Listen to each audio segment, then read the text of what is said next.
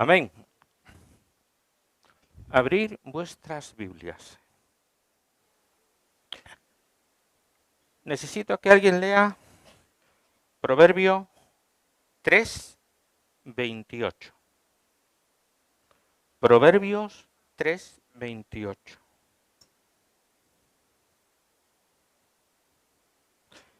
Otro que lea Efesios 4:23. Efesios 4:23. Hay dos versículos más. Deuteronomio 15, 7 y 8. Deuteronomio 15, 7 y 8. Y el último, Primera de Juan 3:17. No quiero decirle a nadie que lean versículos porque no quiero que piensen, esto lo digo por ti. No, esto es lo que dice la palabra del Señor. ¿Qué es lo que dice Proverbios 3:28? Léelo fuerte.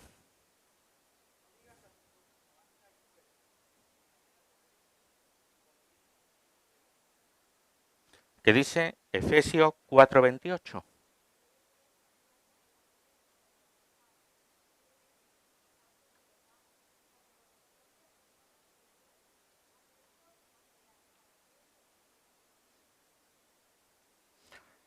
¿Qué dice Deuteronomio 15, 7 y 8?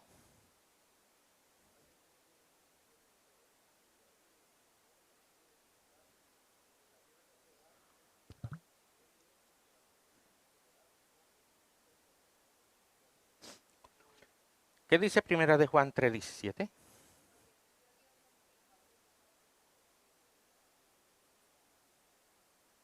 Primera de Juan 3:17.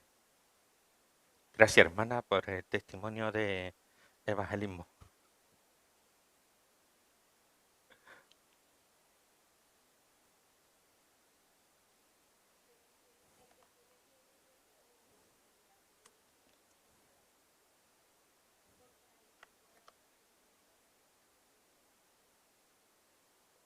Amén.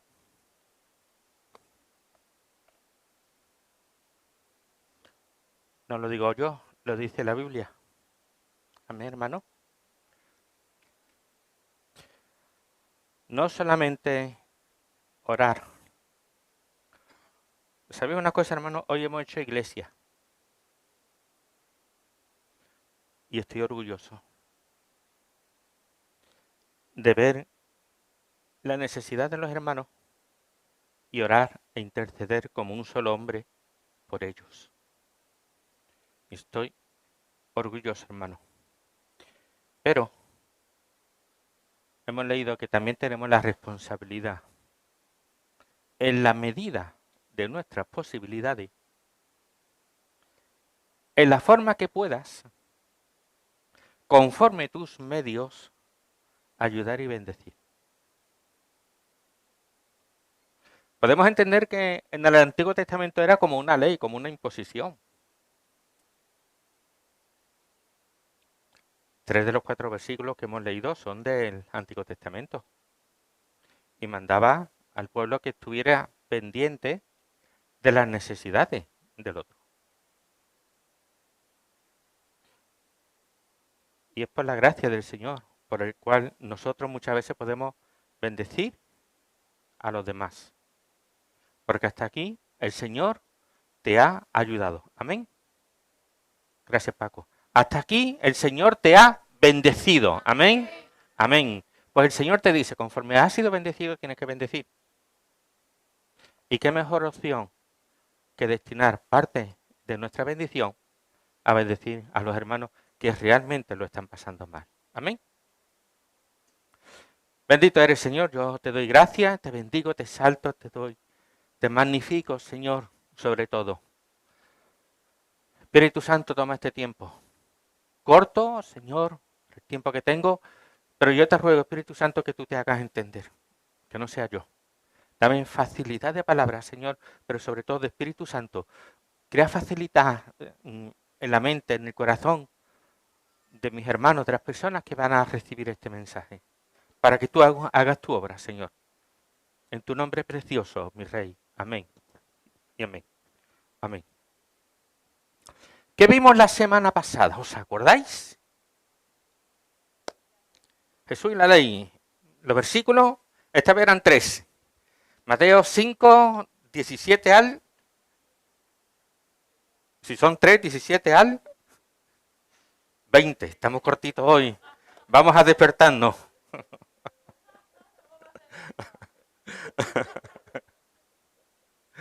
Jesús hablaba acerca de la ley, ¿verdad?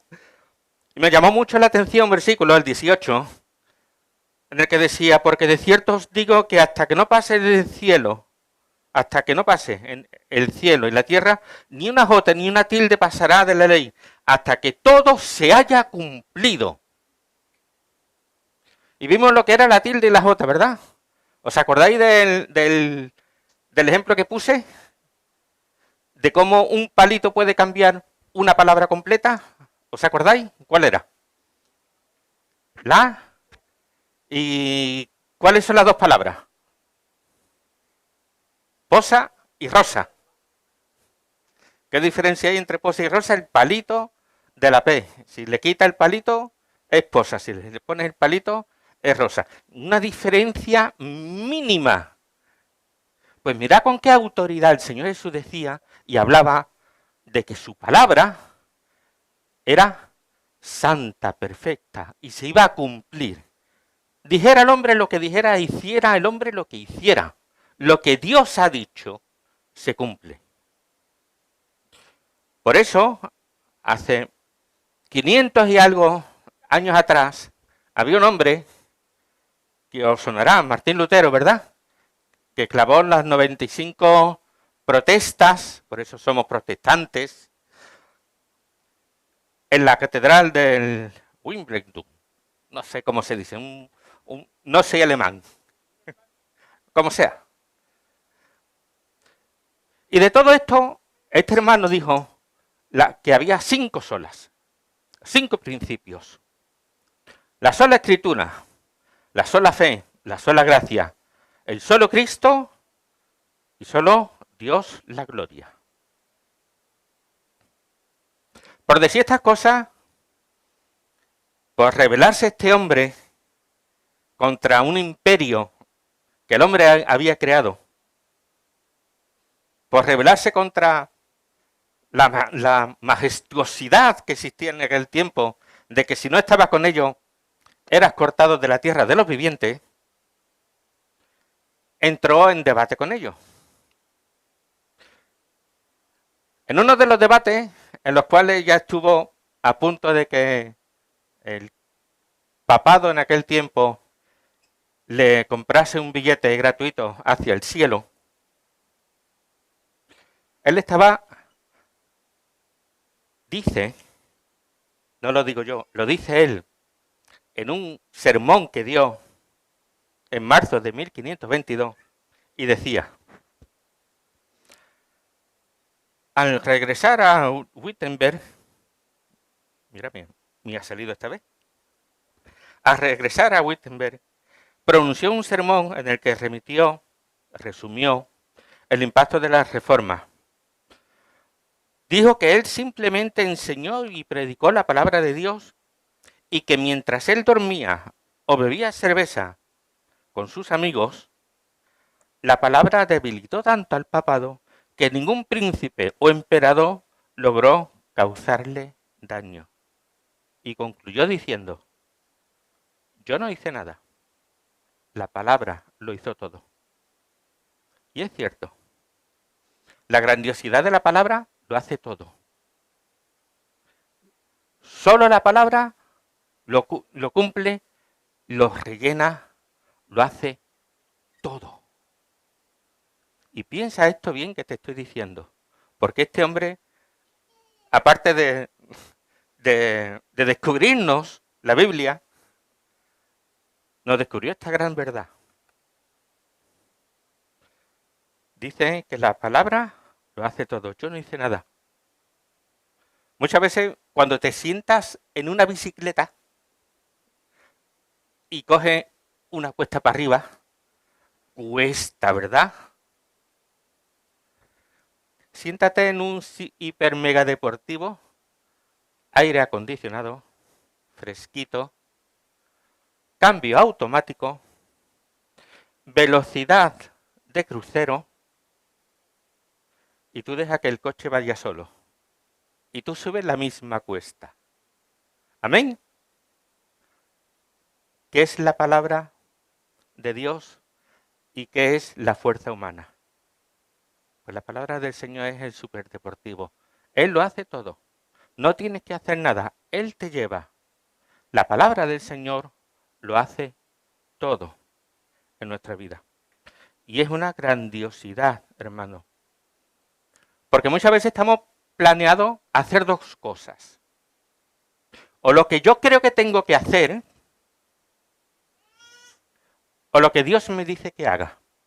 Y ahí entramos en una pelea, en una disyuntiva, en una pelea personal.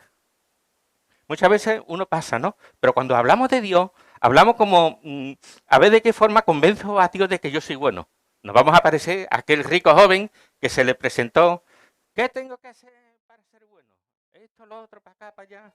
Ya lo he hecho todo. Bueno, pues entrega tus bienes, me ha tocado la fibra sensible. Hasta luego, Mary Loli. Y se fue el hombre porque amaba más la riqueza. Hubo otro que era un fariseo,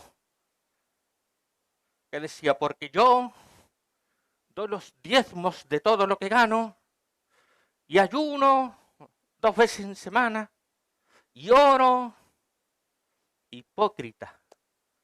Intentas convencer a Dios con tus actos, cuando ninguna de las cosas te las exigía Dios, ni estaba dentro de los principios de Dios.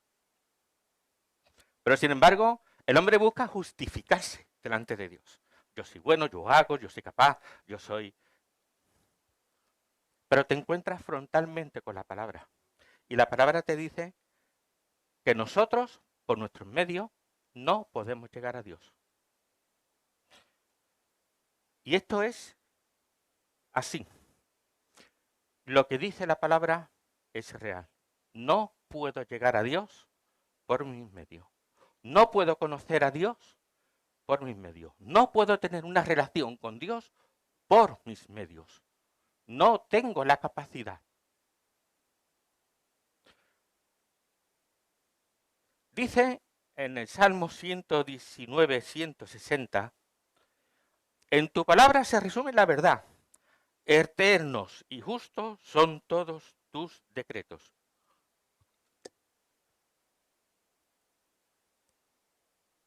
En tu palabra se resume la verdad. Eternos y justos son todos tus decretos. ¿Creéis que hay algo que haga dudar de algo de lo que está diciendo David? ¿Hay alguna duda? ¿Hay alguna incongruencia que no cuadre? El hombre está diciendo, a lo mejor con suerte, el hombre está sentando una veracidad que no tiene refutación ninguna, no se puede refutar. Dice, en tu palabra se resume la verdad. Eternos y justos son todos tus decretos. Wow. Aquí no hay duda de que la palabra es verdad. Y tú dirás, ¿cómo sé que la palabra es verdad? Cógete cualquier libro de la historia de la humanidad y mira su referencia. Son pobres, no llegan, tuvieron un éxito, fueron bestsellers durante 3 años. ¡Wow! Un libro bestseller durante 3 años. La Biblia lleva siendo bestseller más de 500 años desde que empezó a imprimirse. 40 personas a lo largo de entre 1900 y 3000 años. 40 personas en 3 continentes distintos, en 3 lenguas distintas. Dio como resultado lo que conocemos como la palabra de Dios. Y uno puede decir, bueno, es casualidad. Os cuento una historia. Al principio, cuando la iglesia tenía unos 200 años, cosas así, estaba llena, muy llena, de muchos escritos. Que si la carta de Pablo, que si la carta de Filomeno, que si la carta de montones de gente, montones de hermanos repartiendo escritos. Hasta que dijeron, espérate. Vamos a poner orden. Cogieron 72 maestros en la palabra. 72 personas que eran profesionales, escritores profesionales, exégetas profesionales, hermenéuticos profesionales. Y le dijeron, toma lo que hay en el Antiguo Testamento, toma lo que conocemos del Nuevo Testamento y estudiarlo. Pero estudiarlo cada uno en su casa, sin que os relacionéis. Pasado 3 años, se reunieron. ¿Sabéis cuánto discreparon? Ninguno. Los 72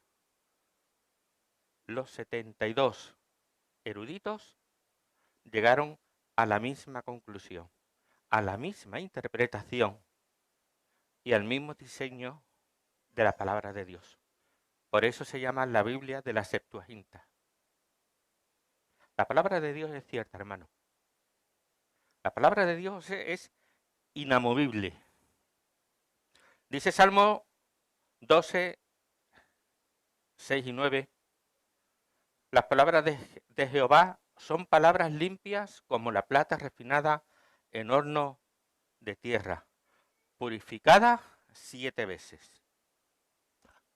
Esto a nosotros nos puede parecer algo, no sé, más bien poético. En aquel tiempo la plata era conocida, pero venía muy sucia. Venía excesivamente sucia. Tú la cogías y tenía de todo, la plata. La única forma que había para limpiarla perfectamente era pasarla por el crisol, por la fundición, 7 veces. A la 7ª vez tú decías, esta plata está limpia, perfecta.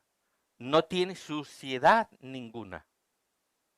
No tiene nada que no sea ella que le pueda aumentar el valor. Es plata pura. Y es una plata que no contenía error, que no contenía suciedad. Era incorruptible porque no es muy difícil que se oxide la plata. De hecho, junto con el oro, es lo mejor que hay para los circuitos eléctricos, la plata. Y no pierde valor. No pierde valor porque ha sido purificada 7 veces. Y dice la palabra, dice el Salmo, las palabras del Señor son palabras limpias, como plata refinada en horno de tierra, purificada 7 veces. Lo que el Señor te dice es que lo que está escrito en su palabra es fiel, es puro, es santo. Y como dijo el Señor Jesús, antes pasan el cielo y la tierra a que se pueda confundir posa con rosa. El cielo está sometido a la palabra del Señor. Y el cielo me refiero al universo, a la superconstelación que nadie llega, ni creo que sea capaz de llegar nunca jamás. Eso no tiene comparación con la palabra del Señor. La Biblia que tienes en tus manos La Biblia que tú conoces es perfecta y lo que en ella dice, lo dice de verdad.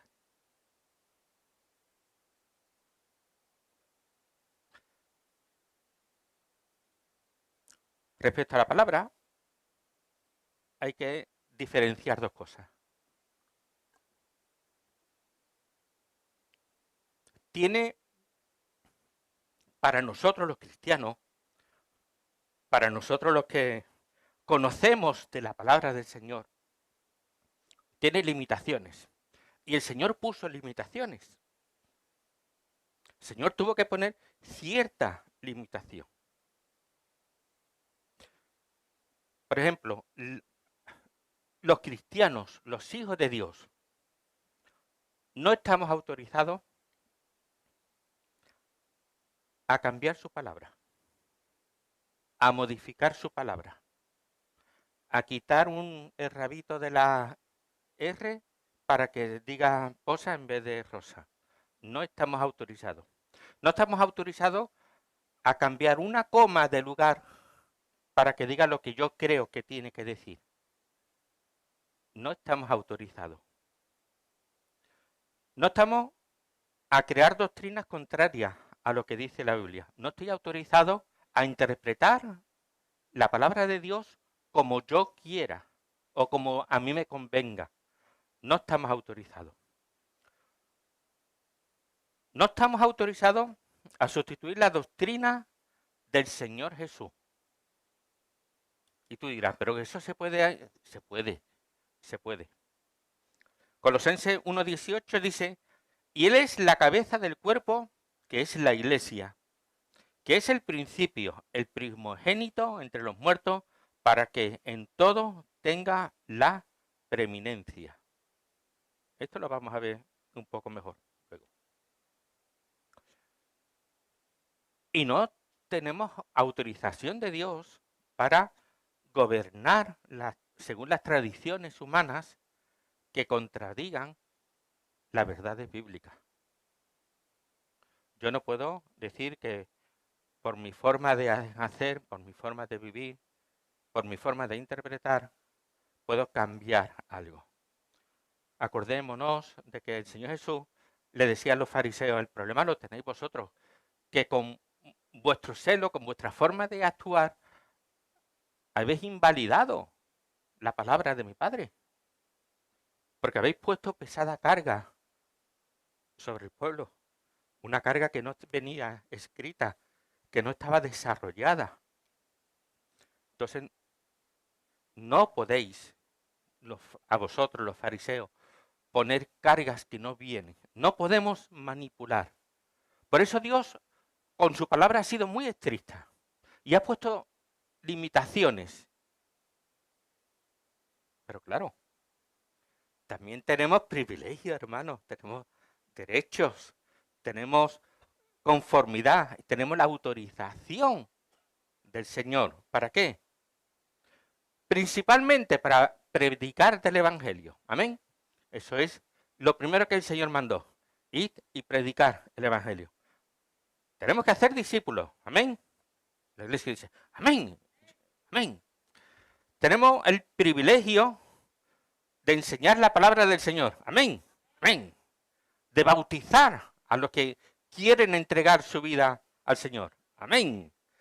De administrar la cena del Señor. Amén. Porque eso es importante, porque la cena del Señor unía. Lo que pasa es que los corintios usaban eso para desunir, ¿no? Pero en principio era para unir.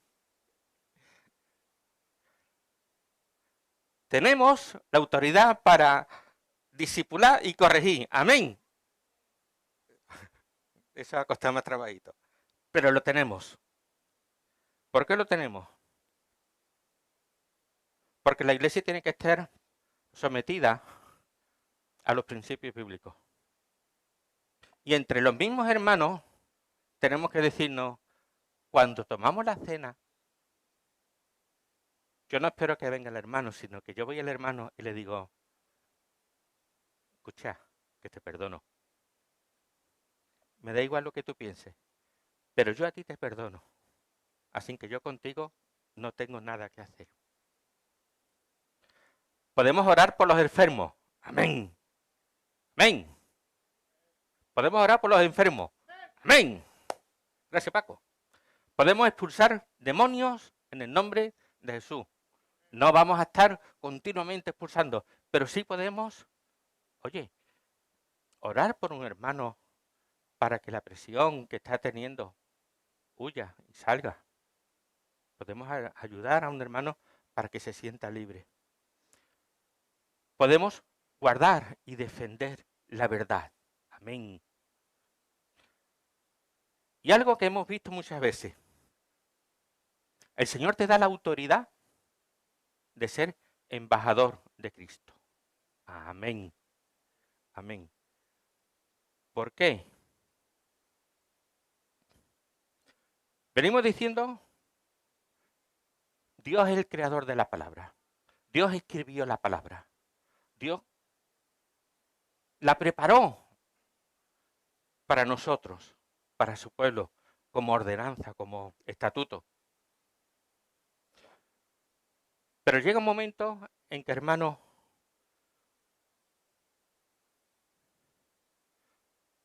como dice en Salmo 119, 160, la suma de tu palabra es verdad.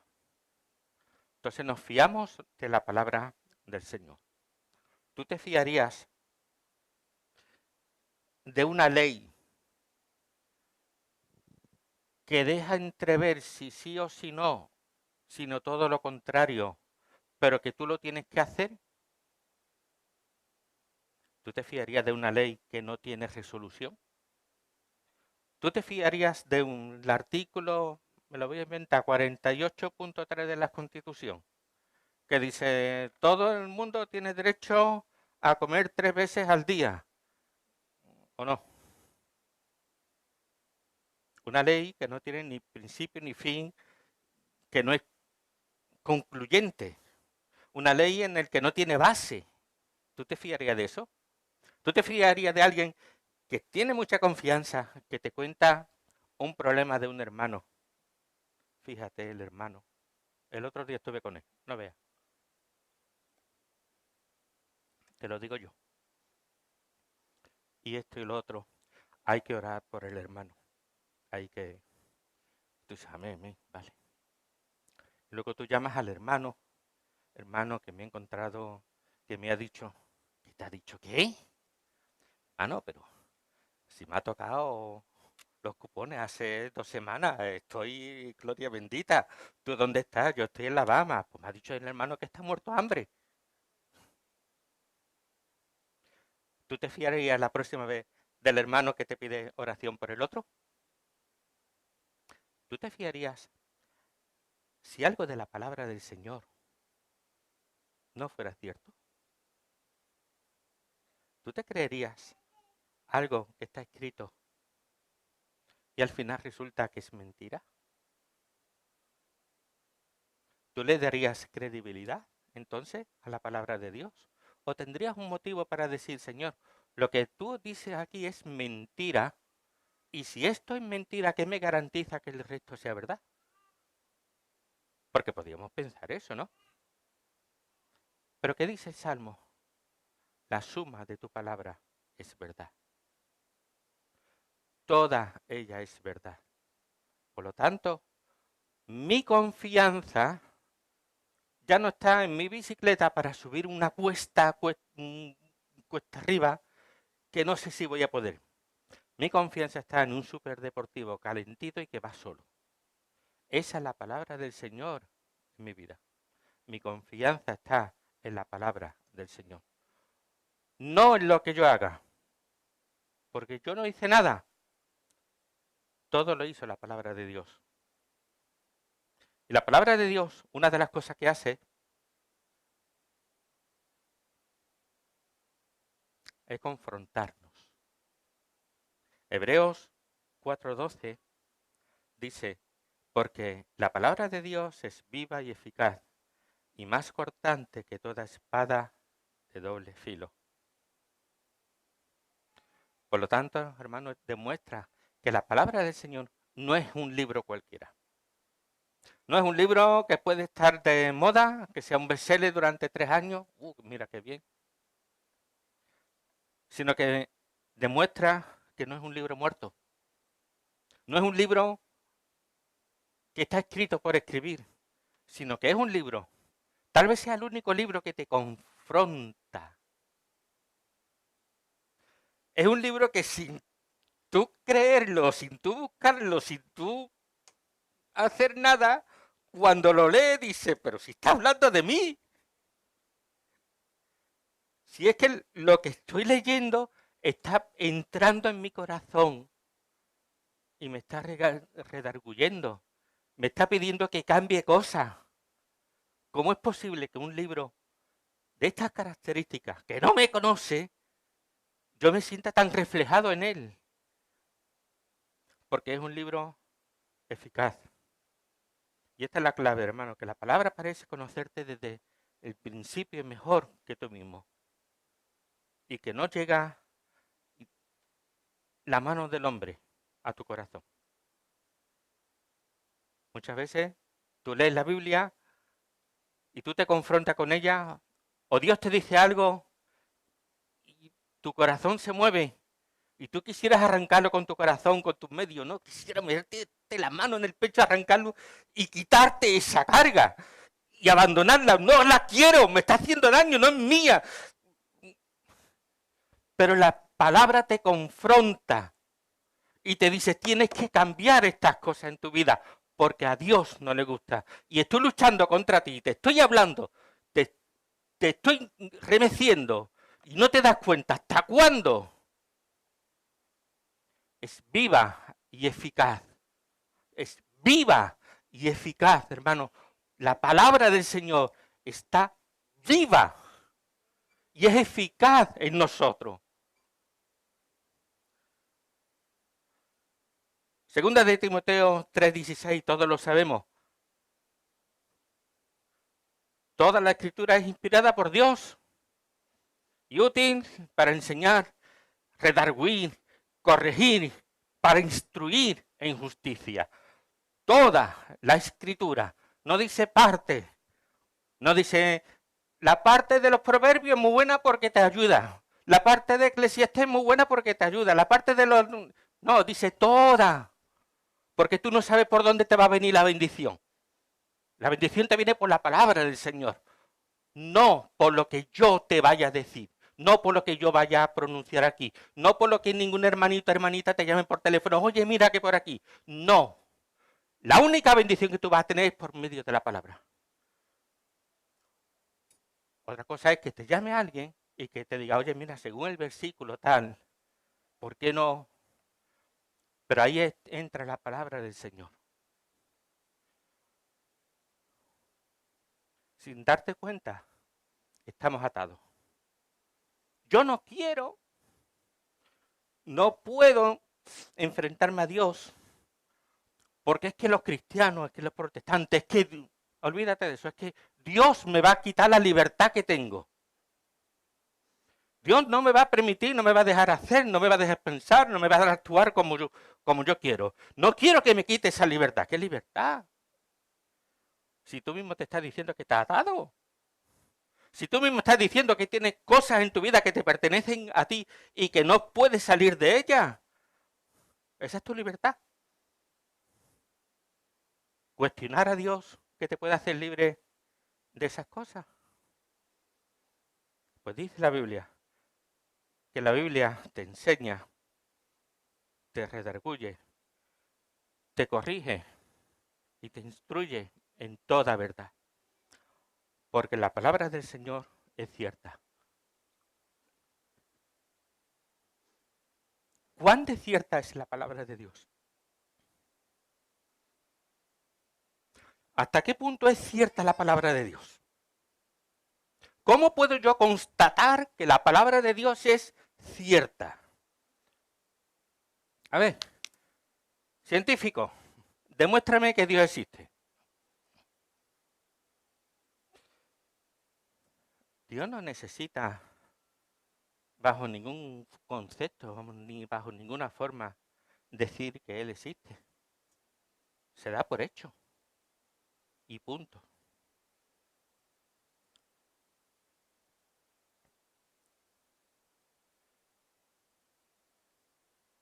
Alguien le dijo a Dios, ¿y tú quieres que yo vaya a Faraón y que le diga que tú me mandas? ¿Y quién le digo que tú eres? Le dice, yo soy el que soy. Mira, te lo dejo escrito, a ver si eres capaz de pronunciarlo. Yo soy el que soy. Yo no me tengo que justificar delante de nadie. Pero bueno, no te preocupes. Venga, ¿tú qué quieres? ¿Que te lo demuestre? No pasa nada. Aquí estoy yo. ¿Os acordáis de Job? Santo Job. Santo. Job 38-31, por favor. Buscadlo. Vamos a ver dos fotografías. Job 38-31.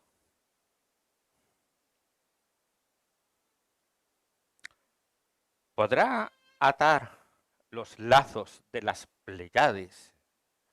¿O desatarás las ligaduras de Orión? Qué poético, ¿verdad? Qué bonito. Fue la primera fotografía, Jofa.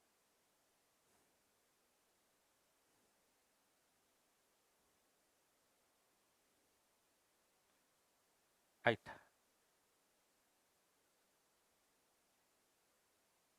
Esa es la constelación de Orión.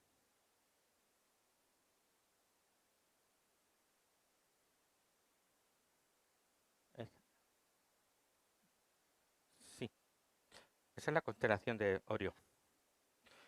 De Orión dice... No, pon la otra mejor, para que se vea mejor. La otra. Esa, esa.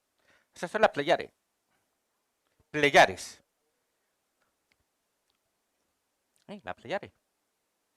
Un cúmulo de ahí. De ella dice Job, de eso que se ve a simple vista, a la luz.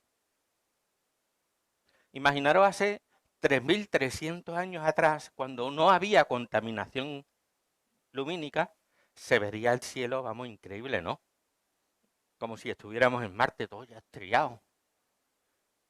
Así se entiende un poco mejor cuando Dios le dice a Abraham, mira para arriba, para el cielo, y si puedes contar. Claro, nosotros miramos para arriba y digo, con 2 niños me doy yo ya satisfecho. Pero en aquel tiempo que no había contaminación, que miraba para arriba y estaba el cielo. Bueno, pues eso se ve. Eso es real hoy en día. Y se ve y se contempla. Dice, ¿podrás tú atar los lazos de las Pleiades? Y tú dices, ¿qué lazos? Parece que está hablando de forma natural. Ahora, cuestión de unos 3 años, la NASA ha descubierto que no están sueltas, que es un cúmulo y que están atadas entre sí. Están atadas. La siguiente.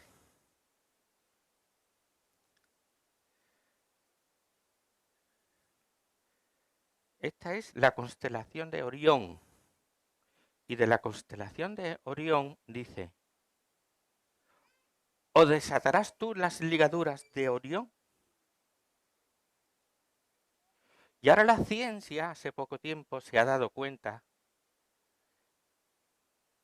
que Orión se está expandiendo, pero que hay un lazo que las une, hay un cordón, hay una gravedad que las une.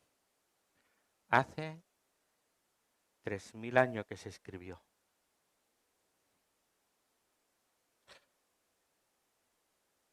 Como nos gusta mucho estudiar la palabra atar y la palabra ligadura, parece lo mismo, pero no es lo mismo.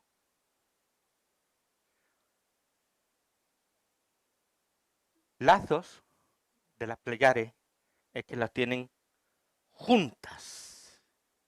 Significa juntas, unidas, inseparables.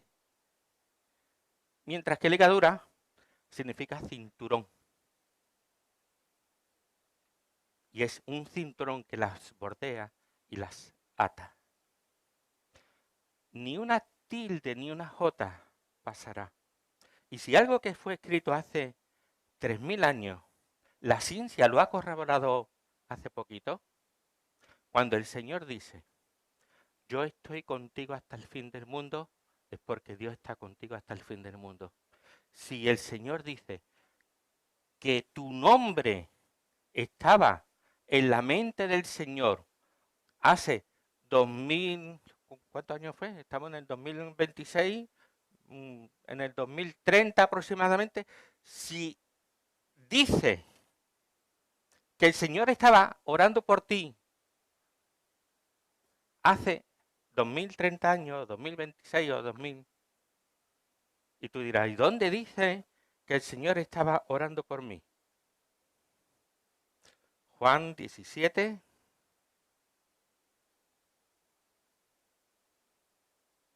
17:30 creo que era.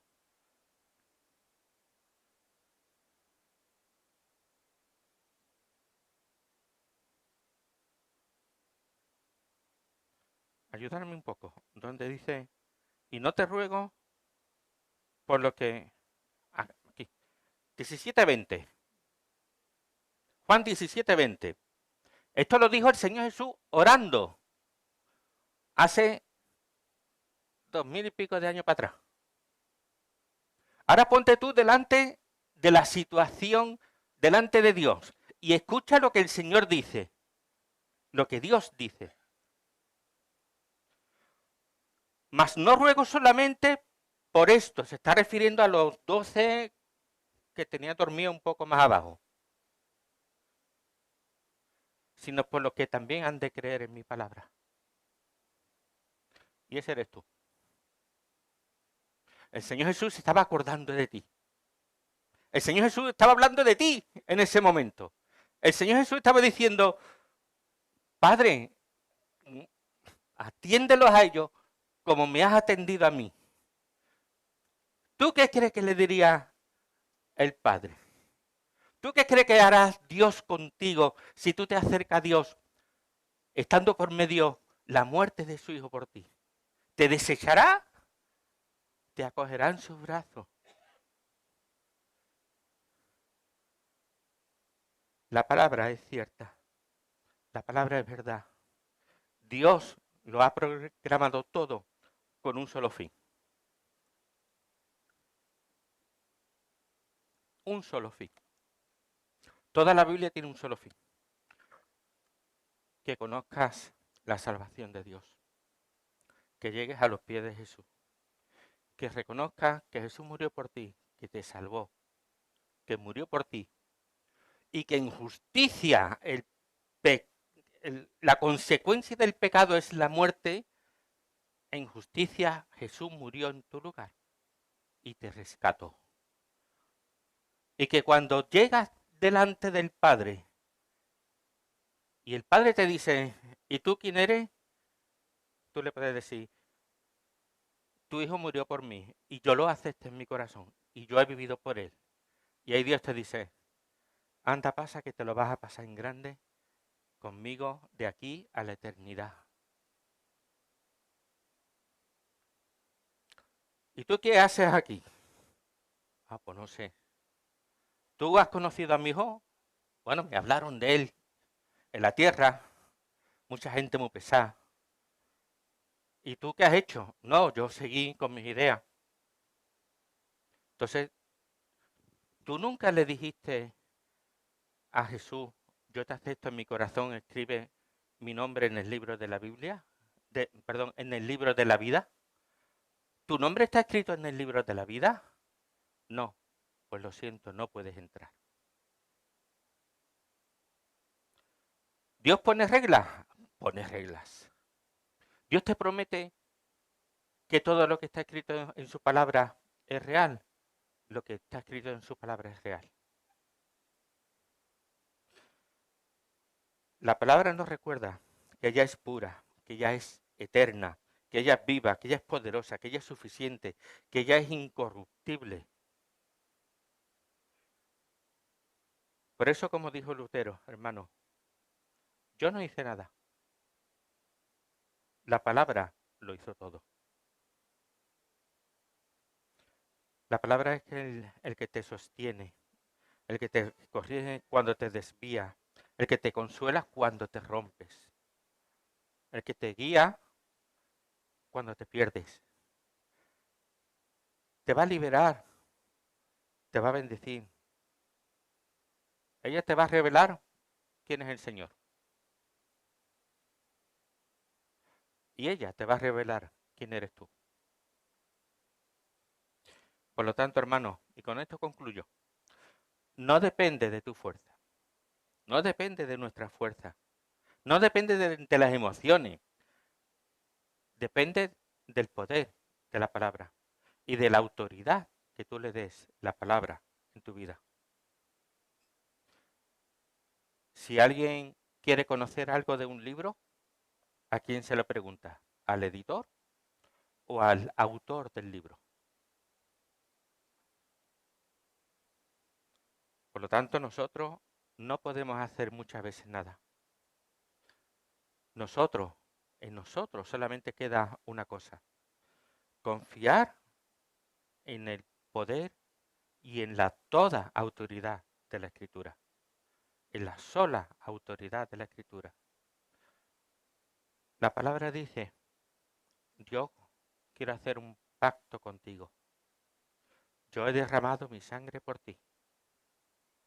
Yo he hecho todo lo que está en mi mano para que puedas venir a la presencia de mi Padre. ¿Tú qué dices? Bendito Señor, te exalto, te bendigo, te doy la gloria y la honra. Venimos delante de ti, Señor, de tu presencia, para reconocer la grandiosidad de tu palabra. Que tú eres el autor y que en ti no hay confusión ni hay mentira, sino que nos has amado de una forma que no nos merecemos.